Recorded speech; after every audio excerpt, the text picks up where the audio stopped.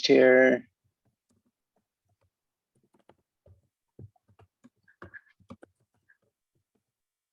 Oops, sorry about that. All right, hopefully you'll see the presentation screen in front of you. I'm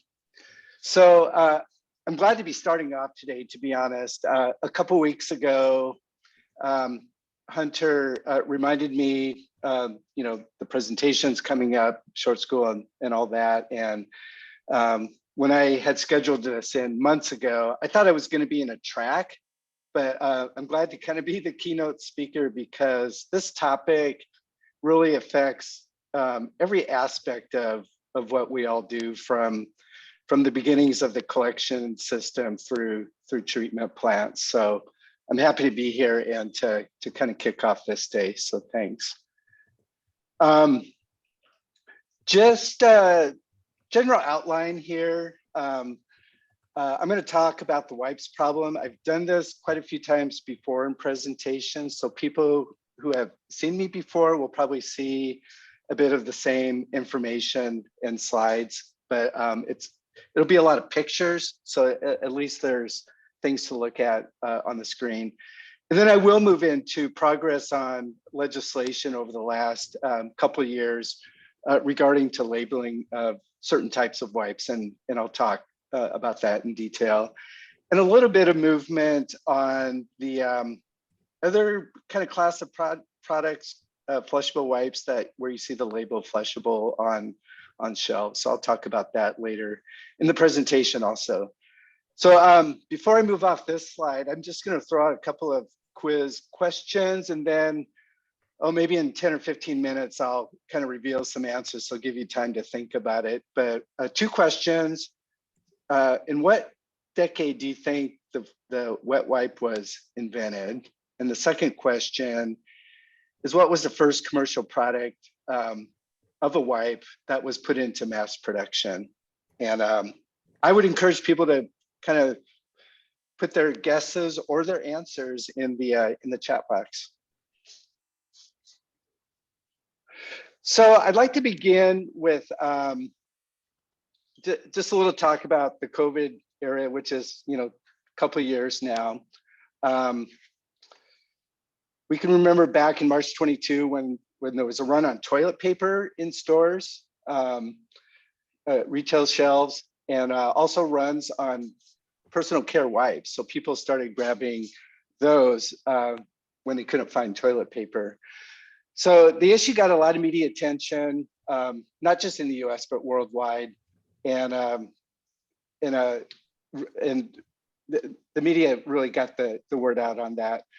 So this is a store shelf in New Zealand. So New Zealand, the government's environment ministry was really aggressive in a media campaign, as with municipalities throughout their country, to try to get people to do the right thing with wet wipes that they're using on themselves, kind of thing.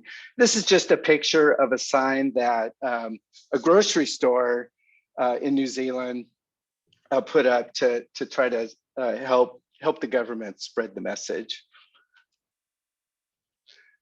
So I'm going to show a few pictures of equipment where we've seen wipes problems before. Some of these may be recognizable to you from other presentations, either by me or others. So this is just a pump at one of our lift stations in Vancouver. It sits outside of a rest home or an area where there's a bit of adult living housing places, and this particular lift station had been notorious for clogging up pumps. Since then, we've replaced the pumps to non-clog types. This is also in Vancouver at Marine Parks Treatment Plant. This is the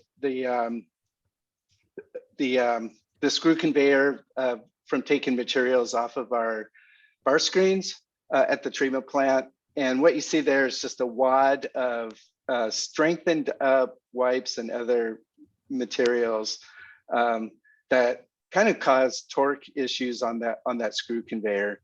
And what operators have to do is use literally like scissors and box knives to break this thing and cut it open to free that mass. Can I interrupt you for just a moment? Matt, you're sharing your screen again. I am?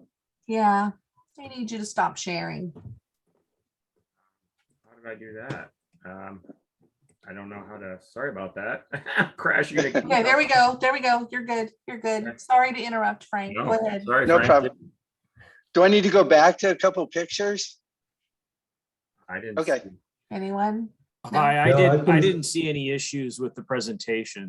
Okay, great. Okay, thanks. Just on me. Sorry about that. Go ahead. All right.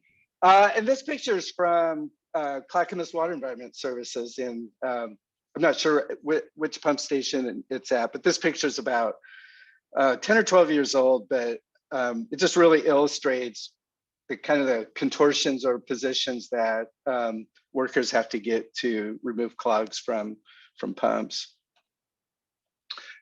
And then the left two pictures again are from facilities in Clackamas Water Environment Services, and the one on the right is Vancouver again. But again, just kind of demonstrating getting creative with tools to use to pull this stuff out.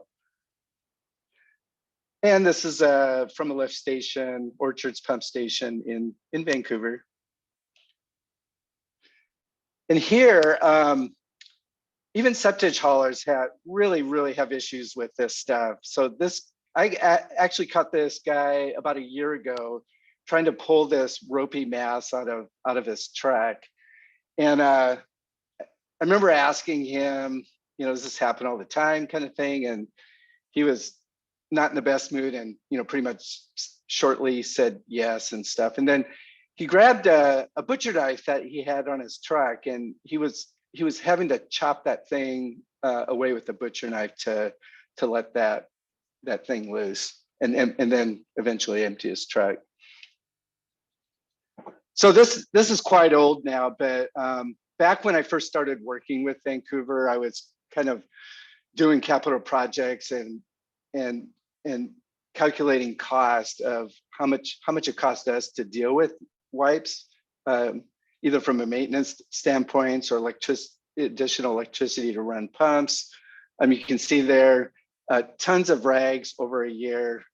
We would haul out to landfill from our screenings at the 2 wastewater treatment plants that we have. And then one of the last of the big pictures is just a picture from an Air Force Base, Beale Air Force Base north of Sacramento. It's a huge pump. And, I talk about cost, but, wipes cause us problems with, my biggest thing is worker safety, both the physical aspect of dealing with it, and then the exposure that workers are exposed to. So, not just the sewage, raw sewage alone, but things that show up in sewage. And I always like to point out hypodermic needles, I think, are commonly, show up in pump station sewage and screening. So it's a real issue that, for all workers in the system. And then environmental aspects of it in terms of SSOs and CSOs. And then I already talked about the financial piece of it there. So turning a little bit, and I've shown this chart before, what we find in clogs. And this was a graphic from a forensic studies about 10 years ago now, from studies done in California and Maine, showing that non-grease related clogs fall into kind of these 3 major groups of materials. So non-woven wipes is a reference to most of the wipes that we think about, flushable wipes, cleaning wipes, baby wipes, that kind of thing in the system. The paper category is mostly a reference to those C-fold kind of papers that you see in public restrooms, where it's kind of surmised that maybe, if there's no toilet paper in a restroom, people might maybe grabbing paper to use for toileting and ends up in public systems there. So I kind of mentioned this at the front end of the opening of the presentation, but I think it's important to note, to kind of keep in mind, there are two major classes of wipes that you see on store shelves. And I say two classes because mostly because based on their composition, and I'll talk about that. So the first class of wipes that you see here are made pretty much with plastic fibers. And they may also be made with industrially strengthened plant-based fibers, which is commonly known as regenerated cellulose.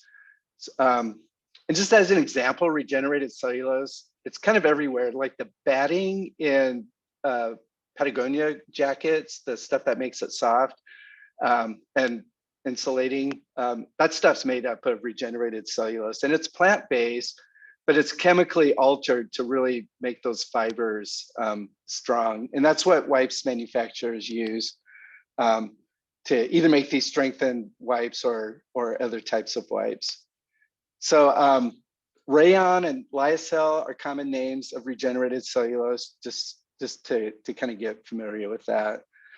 So these types of materials, plastics and regenerated cellulose, are used in wet wipes. In the pictures you see there, for baby wipes, household cleaning wipes, you see the sanitizing wipes there, mosquito wipes, a whole range of wipes where you pull it out of the package and they're really strong. It's kind of important for these products to not break down in your hand. So that's the first type of wipe. And at least the responsible manufacturers are good about not advertising these as flushable. And that kind of gets to some of the legislation I'll talk about later in the presentation. The other class of wipes are the ones that you do see advertised and labeled as flushable on store shelves. So these wipes, they do have a different composition than the first class of wipes. So they're generally constructed of short toilet paper type fibers, so short paper fibers, and then mixed in with smaller amounts of regenerated cellulose, the stronger fibers. And that's what gives these flushable wipes their strength, but also make them weaker than the other wipes that I showed in the picture or on the previous slide. So at least the responsible manufacturers, the names that we're familiar with, do engineer these things to be as flushable as they can be in their manufacturer's eyes. And again, I'll talk about this more in further slides. So this graphic, it's a little busy, but I'll try to explain it just shortly here. But the yellow bars indicate increasing strength when a material is dry. So for example, the two left bars represent certain brands of toilet paper. I'm not sure which brand. And then the red bars are the strength of materials when they get wet. So kind of an easy or a good way to look at this chart here, we use toilet paper in its dry form, and it's pretty strong and does our thing for our uses on ourselves. But once it gets wet, once it falls in the toilet, it loses its strength pretty quickly and loses a lot of its strength. So those orange bars, those orange wet bars, are really short there. So that indicates really small strength there. The bars on the right-hand side are different types of wet wipes. And you can see, they come in a package wet already. And those indicate what kind of strength they are when you pull them out of the package. And eventually when they drop in a toilet, if people are choosing to do that. The yellow bars next to them just happen to be, if you want to dry out a wipe, go ahead, but they actually do strengthen as they dry out. Kind of interesting. This is just another representation of demonstrating loss of strength in water. So the toilet paper in these simple kind of beaker tests breaks down after about 40 seconds of spinning there. The flushable wipe on the right-hand side is pretty much still intact after 16 hours of spinning around in that beaker, just to demonstrate. And this was done about 8 years ago, but to demonstrate how wipes maintain their strength.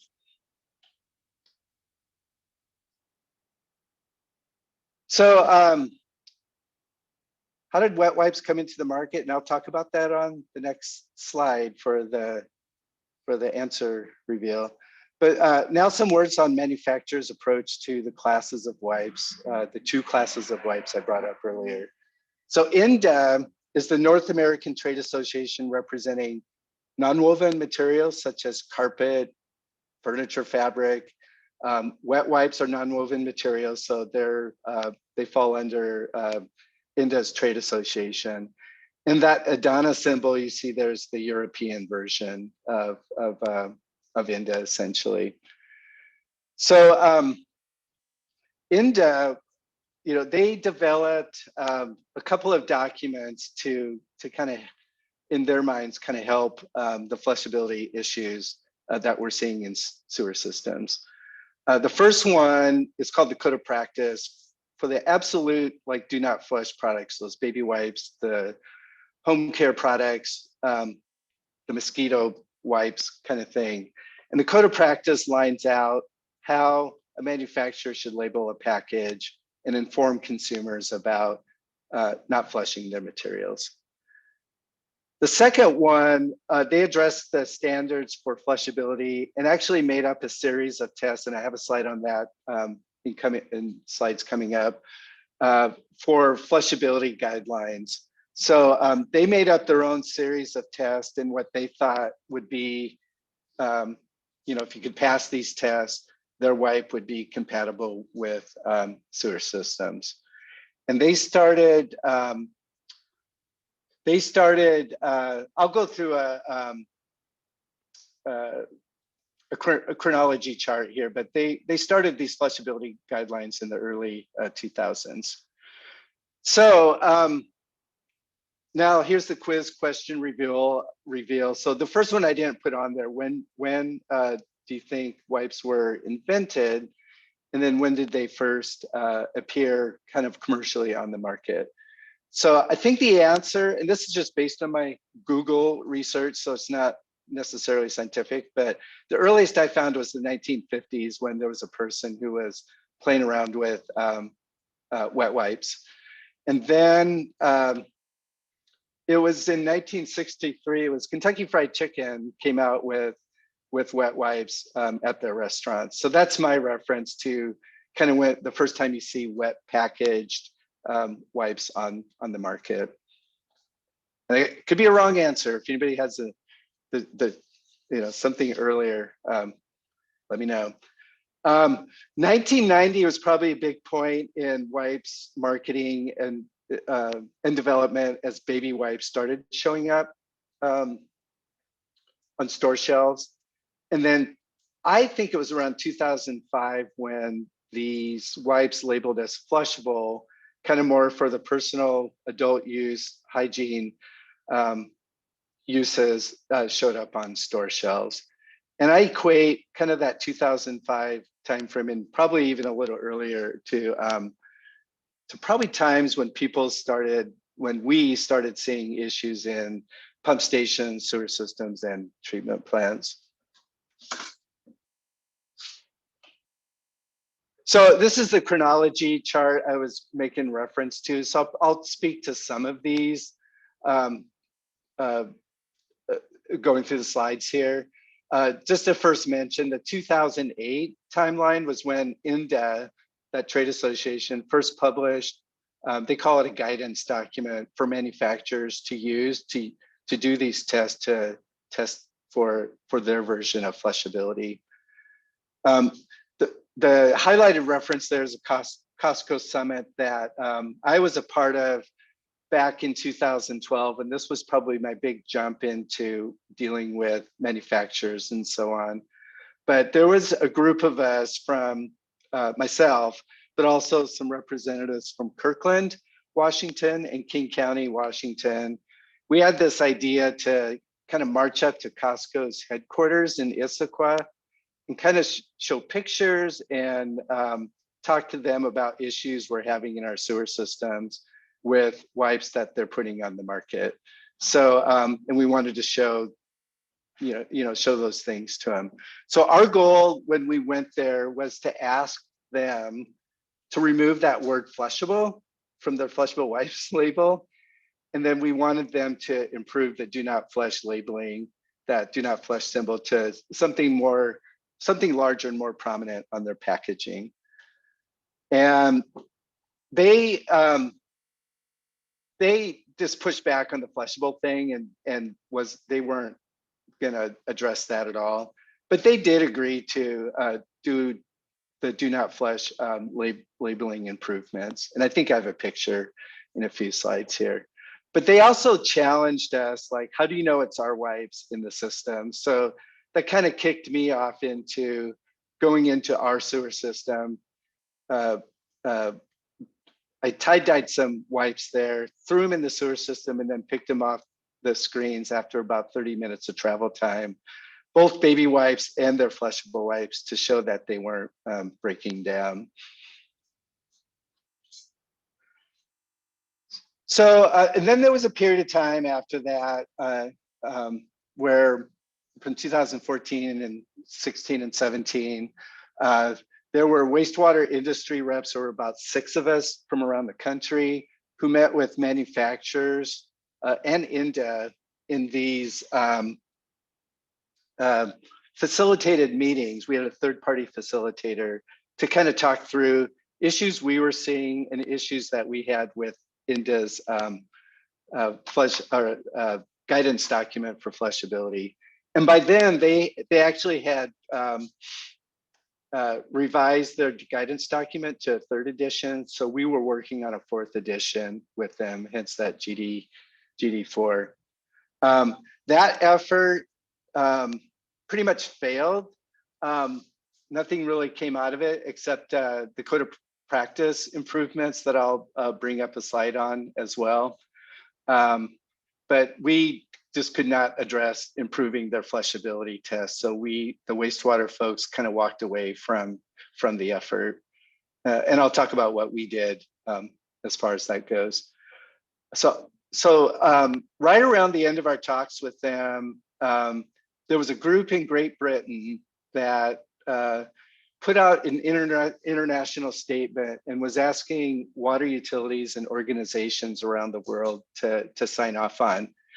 And this is the statement. The statement goes on for another page, but this is kind of highlights what the international group headed by the Brits were seeking. So we were kind of telling ourselves and telling people and manufacturers that we only want to see the 3 Ps in our sewer systems. And then the circle on the bottom kind of highlighted, if there was going to be a wet wipe or a flushable wipe that was acceptable for sewers, it needs to break up quickly. It needs to not float and combine with grease, and it needs to not contain plastics or that regenerated cellulose. So I remember when this came out, and I was part of trying to promote it myself, and I guess I just didn't think it would go very far, but impressively, over 300 organizations worldwide signed on to this statement. And I think it's still on the some website where you can see everyone who did sign off on it. But water organizations throughout the world signed on to it, including NACWA and WEF here in the US. And then even wastewater utilities signed on to it. So you can see some of our names in the Northwest here. Bend, Sandarn, Gresham, places in Washington, Oregon Aqua, Clackamas Water Environment Services. So the statement was really kind of effective in kind of coalescing people and raising awareness amongst particularly our utilities across the world, but to the manufacturers themselves and to other non-governmental groups who started supporting us behind legislation also. So like I said earlier, INDA and Wastewater agreed on this do not flush labeling improvement. They call it the code of practice, coming out of that efforts with the manufacturers. But the code of practice, it's a voluntary standard, and I'll line out what it really should look like because we addressed it in legislation. But you know, the big deal part of it is, you know, we want to see the do not flush logo, you know, visible on packaging. And these are examples of where manufacturers still tried to hide this stuff on the back sides of packages. Sometimes you have to lift up that foldable flap to find out instructions or symbols for do not flush. The picture on the left, that's an outer wrapping. So once you take the outer wrapping off, there's no do not flush symboling on the package itself or on that little box. The other thing manufacturers were doing was obscuring the do not flush symbol if they were putting it on the front sides of packages. So if I didn't put arrows to those things, I bet you would have a little bit of a hard time trying to find the do not flush symbol on those packages. So here's an example of Costco's do not flush symbol. So they were an early adopter even before that agreement came out. This kind of came out after our Costco summit in 2012, where they did agree to improve the labeling on their packaging. So it's pretty clear. It's on the front side of the packaging near the location of dispensing wipes. So kudos to them.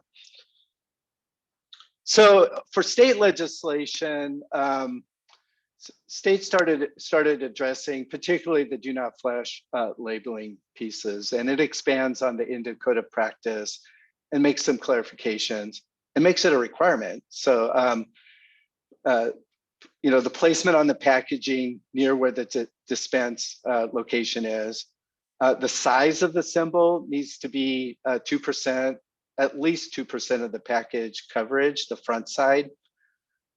It needs to be visible, so that, and I'll show some pictures, but there needs to be good contrast and a solid background behind it. And then both the symbol and the words do not flush need to be on this packaging. So in all 4 states, and I'll show each state here, but all 4 states, the legislation was supported by the wipes industry and wastewater utilities. And it's my thinking that the wipes industry has an interest in this because they are getting so much heat about issues we're having in sewer systems, including facing some lawsuits. So I think they have it in their interest to try to clean up a little bit their act, and they're starting off with this labeling piece there. So the scope of these laws are to those non-flushable wipes, the baby wipes, the surface cleaning wipes, sanitizing, and other personal use wipes. So they do not apply, these labeling laws do not apply to wipes that have the flushable label on them. And I'll talk about that in a minute too. Washington State was the first state to pass legislation for the labeling law. It becomes effective in a few weeks here in July for that. And you can see kind of the scores there from the House chamber and the Senate chamber of passing overwhelmingly through those 2 chambers. the Washington's legislation was spawned from an SSO event on a Seattle beach right before a 4th of July weekend. And this was pre-COVID. So there was an SSO event that happened and closed the beach down for a couple of days. I think the beach actually opened up for the 4th of July weekend, but it was closed down for a couple of days. Got a lot of press from TV networks and newspapers up there. So it prompted one of the Washington legislators to take action on this.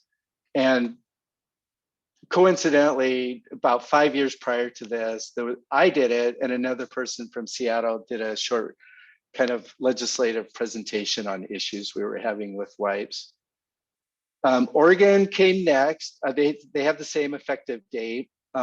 Their legislation got passed this past session here. Again, you can see those scores.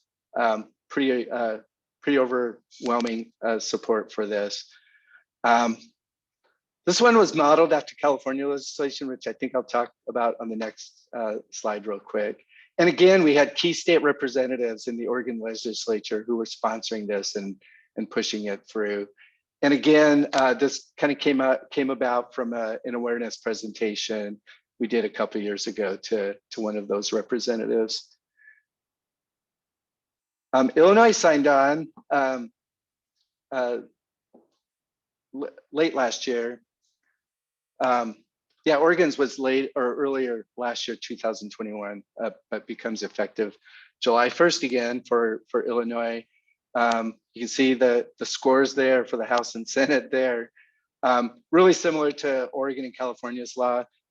This one, they had a little bit different wording in it in terms of the wording of do not flush has to be at least as big as the keep reach out of children signage on packages that require that. And the big push from this was from a person at a water utility in Peoria, Illinois. California, so they were the last of these 4 states to pass a bill, but they were the first to push it, to put it in. It took them a couple of years to get through their committee hearings and committees votes and their processes to get where they were. And they actually started with kind of a different bill that also addressed flushability, but they had to kind of pare down to the do not flush symbol requirement that the 3 other states share with them. Applies to all diaper wipes, including baby wipes. California is different from the other 3 states in that their legislation requires an education and outreach program from the manufacturers with it. So there is a program funded by a coalition of manufacturers who pay basically a consultant to help them put out these materials for education and outreach. I didn't put it up here, but it's called the RFA, Responsible Flushing Alliance. You can go to the website and see the materials, but that organization funded by the manufacturers is charged with putting communications and education materials out to Californians. So as I said, they were the first to push this forward, and really big kudos to the California Association of Sanitation Agencies for leading the effort.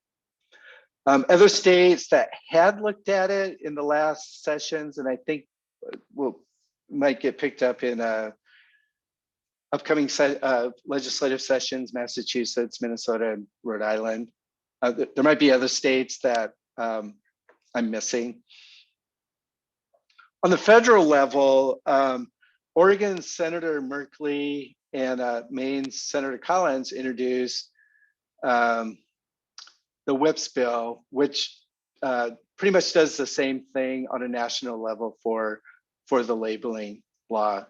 That US pipes bill does the same thing as well, but I think it might also address flushability issues. But I'm not sure how far these legislative bills will go through committees and for floor votes kind of thing, but NACWA is really working with stakeholders and representatives and senators on that level. So maybe more to come, next year from that. What we are seeing, so all 3 West Coast states have this legislation. So I think what we're going to see is manufacturers just putting this better do not flush labeling on probably wipes, hopefully across the country, but at least into some of these spillover states like Nevada and Idaho. So these are examples of what we want to see on store shelves. So these are compliant with these new laws for both the symbol and then that word do not flush on the packaging. You can see on the orange one and on the right one, they broke up the artwork from that so that they could have a solid background for that symbol to really make it stand out more. So I'm kind of hopeful that this will kind of make a dent in people's behaviors for proper use of these materials. I went to, I think it was a local Fred Meyer's last week just to do my own little kind of audit from the store shelves here.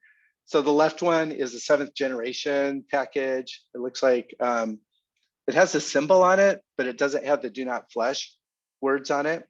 So they're not quite there yet. I think we saw the Pampers one on the previous slide there.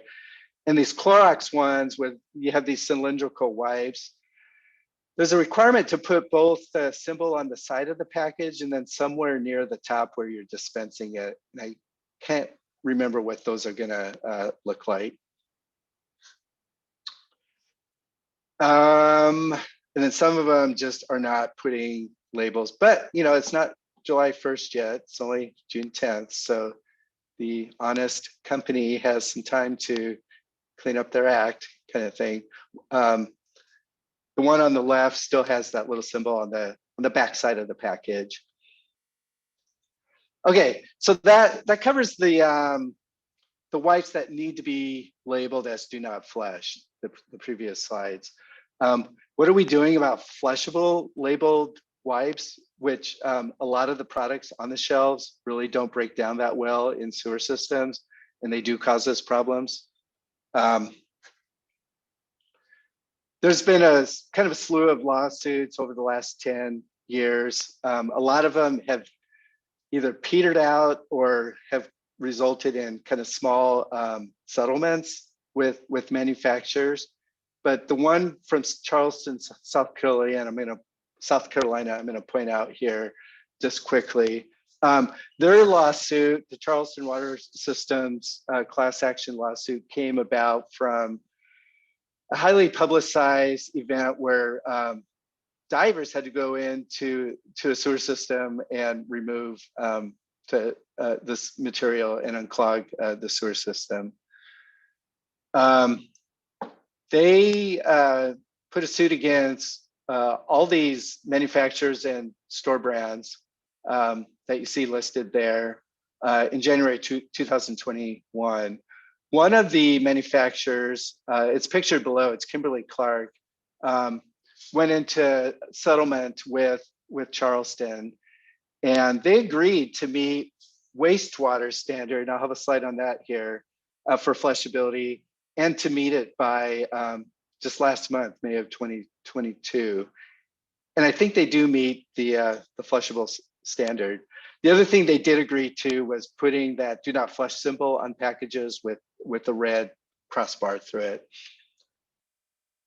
So quickly on the INDA test versus what wastewater wanted. So INDA's flushability tests are a series of 7 tests. They're all listed here with certain criteria for passing the test kind of thing. So for example, the toilet clearance test, like, I can't remember what it is, but a wipe has to like get flushed in 1 or 2 flushes. So kind of an easy one. But some of these other tests get a little more sophisticated, especially these anaerobic and aerobic biodisintegration tests. The biggest issue that we in wastewater had with these tests, most of them are fine, by the way, actually, is the breaking down or the disintegration test where they use a slosh box. So there was an international group that I was involved with that came together with representatives from these countries here to kind of study particularly that disintegration, that slosh box test, and revise it in a way that works for us. So we called ourselves the International Water Services Flushability Group. And there's a website if you want to go check it out from there. But the group, we meet virtually every month, actually. We actually, before COVID, we had actually met a couple of times in the world, once in Madrid and once in London, because we were at other meetings kind of thing. But pretty cohesive, but kind of small group that put together what are called publicly available specifications. So these are specifications that any organization in the world can pick up from our website kind of for free. So it's divided into 3 sections. PAS 1 and PAS 2 are pretty straightforward. PAS, we call them PAS. PAS 1 takes 4 of those into test and put them into requirements to meet the IWSFG standards. So the toilet clearance test, that buoyancy test, and those kind of things. And those are actually fine the way they are as INDA writes them. It's the disintegration test that we really took up issue with. So we developed its own specification for that, and it's much more stringent than what INDA has to offer. So this is a picture of a slosh box or slosh boxes. The picture on the left is represents, it's hard to see the water levels in there, but it represents what you need for an INDA test. So a little bit of water and then rocking that box back and forth with a wipe in it. It's pretty aggressive action in there. Run it for 60 minutes and then you run it through this kind of sieve apparatus to see if you can meet the requirements there. Our wastewater issue with that, so the one on the right is the IWSFG specification. We want more water in that box and to rock back and forth more slowly to better simulate what happens in our sewers. And then run the box only for 30 minutes. And we chose 30 minutes because it's kind of an average number before a wipe in a sewer system might hit a public pump station. So that's why we chose that. So when I talked about Kimberly-Clark's Cottonelle brand wipe meeting the standard, they've agreed to meet the one on the right-hand side, the more stringent test there. And just to give fairness to other manufacturers, are taking this seriously and redeveloping their materials to try to meet this IWSFG standards. So they are moving along. Just a few pictures to kind of validate the IWSFG slosh box test. I ran tests in our sewers again in Vancouver, where I marked up different types of wipes and toilet paper, by the way, to see how they would perform in a sewer that we think kind of simulates that slosh box. So it's just a picture of throwing those wipes in a sewer line. You can see from this GIS map, if you follow the red dotted line, it's the travel of the wipes to a downstream manhole, where we would set up an apparatus, so hooks and a screening device to pick up these wipes, to pull them out of the sewer after 30 to 45 minutes of travel time. and then rinse them out and lay them out to see how they behave there. So some of those markings on the tarp that you see in front of the intern. So this great intern work. I was with them, but some of the things where you just see the tabs there, those represent toilet paper or some really well performing flushable wipes. But most of the products we put in the sewer didn't break down from that. And I think it's one of my last slides here. So the international specifications just in April were picked up by the water standards organizations in Australia and New Zealand. So they've adopted a version of these IWSFG specifications for their countries. So what that means, if a manufacturer wants to sell a so-called flushable product in those countries, they can't put the word flushable on the package unless they meet the standards that they put out to do that. And I think that was my last slide. So how do we do questions? Yeah, any questions, guys? I probably That was missed great. some things, or if I passed over something, let me know and we can talk about it. Yeah, Why you can- why is it such a problem for them to like put that flushable sign? Like, why are they so resistant of it? The do not flush. Yeah.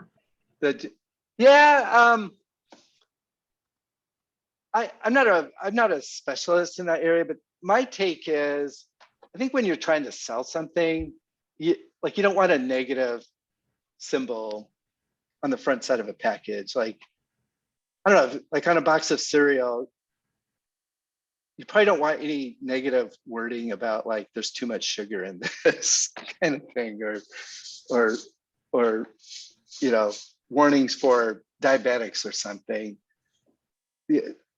Those kind of things tend to show up on sides of packages, kind of thing. But I thought about it over the years. It's like, what's the big deal about just putting it there? You're doing a public service and making people aware. And I think they're finally coming around to it. That's the only thing I can think of, is just generally, people who are selling products don't want to have any negative spin on it. Does that make sense? Or Yeah, it's yeah. I can or what's see your how, take? If one person follows having that ethically like do not flush symbol, someone will probably take the one that says that they're flushable, even if it's a lie, because it's like a little bit less effort to drop something in a toilet than in a trash. Yeah, and I think why the legislation got so much good support from the manufacturers, it puts that labeling on a level playing field. Like, everybody has to do it. It's not voluntary. You must do it, and then it's just a level playing field for those products, kind of thing. So when a consumer, they're not going to make a choice. Well, ideally, everybody's going to have it. And I'll tell you, the responsible manufacturers are doing this. I think it's some of these knockoff kind of brands, or even these kind of green brands that you might see more in like Whole Foods or something, or so far have been late to the game on this kind of thing. And I'm surprised about the Honest Co, because they're supposed to be like, their forefront Honest. is to be honest about the chemicals and the stuff that are in there. So yes. Oh, the irony. Yeah, I agree. Like, that's what I was just going to say. It's really ironic. And then one thing I did not mention is enforcement behind these state laws. Honestly, the enforcement's pretty weak. If anybody wants to take action on it, it has to be done on a city and county level.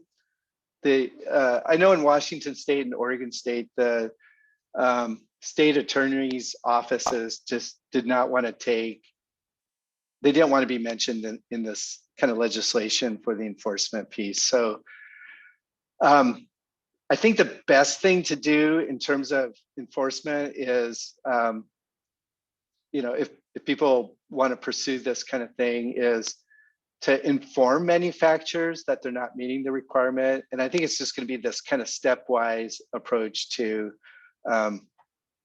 letting them know, informing them, and then maybe at some point use your resources at the county or city level to get your attorney involved. But that takes time and resources to do that. Whose responsibility is it? If we have like, to make sure that buildings are correctly done, we have a building inspector. Is there a wipe inspector? A label inspector?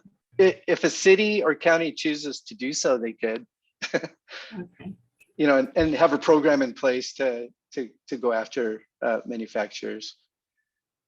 I think most of what you're going to see on shelves is going to be there, especially Procter & Gamble, Kimberly-Clark, the store brand ones, Target and CVS and Rite Aid and stuff, Walmart.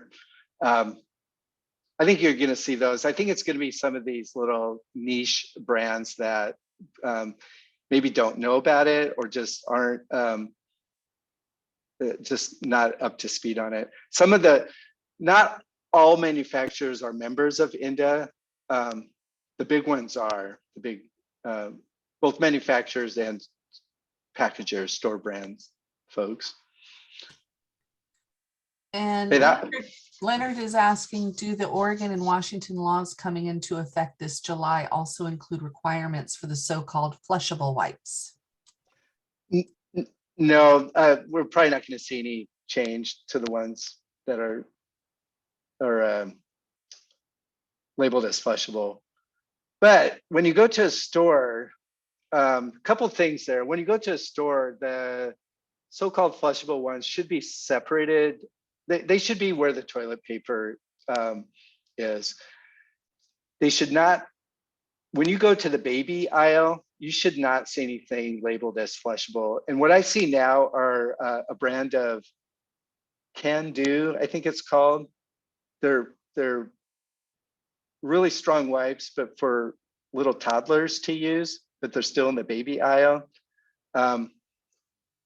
That's going to be an issue because those shouldn't be labeled as such. And anybody who tries to market a baby wipe as flushable can't do that, even if they do break down. But particularly in California, I don't know if that makes sense, but particularly in California, their legislation says baby wipes, regardless of what they're made of, need to have the do not flush symbol on them.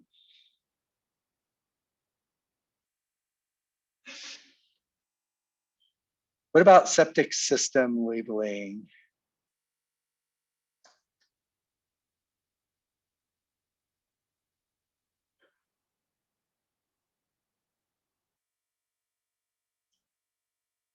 I'm not, can you expand on that? I kind of lost the question there.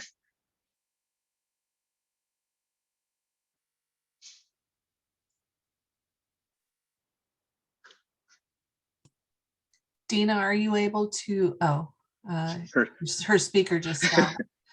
So what about septic system labeling? Is that differentiated at any level? Not that I know of. That's a really good question in terms of informing people who are on septic tanks about the use of these materials. My mind is just spinning. Like, we could work with our county public health agency who oversees septic tanks throughout the county, to get education materials and that kind of thing out. Any idea how long they take to disintegrate once they go to landfill is a question. I know. Like baby wipes and all that? Yeah, I don't know. I think I missed a question. If someone could pull it up. I don't see one that we missed. Yeah. I've just some comments. Oh, okay. Yeah, I've Dina expanded and said I've seen labeling for other things that are not septic recommended. Yeah. So, And this is a little diversion, but one, target area to really work with and have relationships are clinics and hospitals, because they use kind of like their own set of wipes and washing cloths and that kind of thing. And if you talk to a facilities manager at a hospital, he or she will just grunt at when you start talking to them about wipes. It's probably one of the biggest problems, certainly in the plumbing system.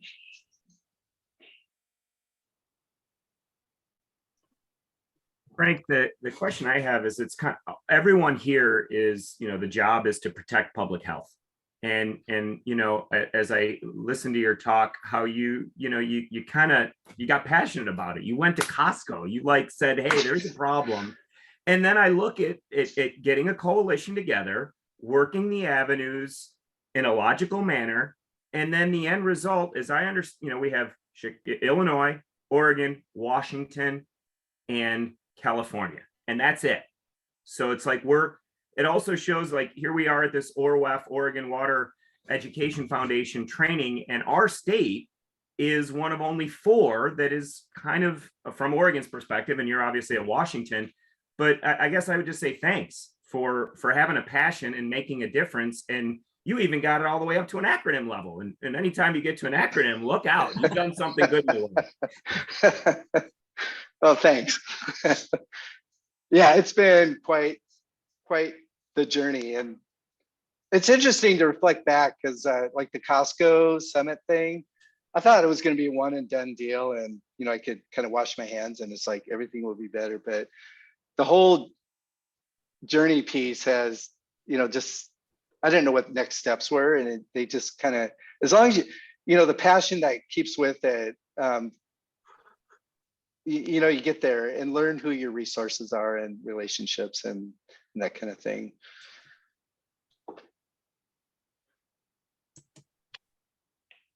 Thanks, Frank. That was great. I mean, it's something that affects all of us, and very interesting stuff. Yeah. We're just about out of time. We got about another minute. All right. Hopefully we'll see you next year with a little more news. Updates. All right. Well, thank you very much. thank you. Yeah, thank you, Frank. I will give up my screen. Okay, and I will put up these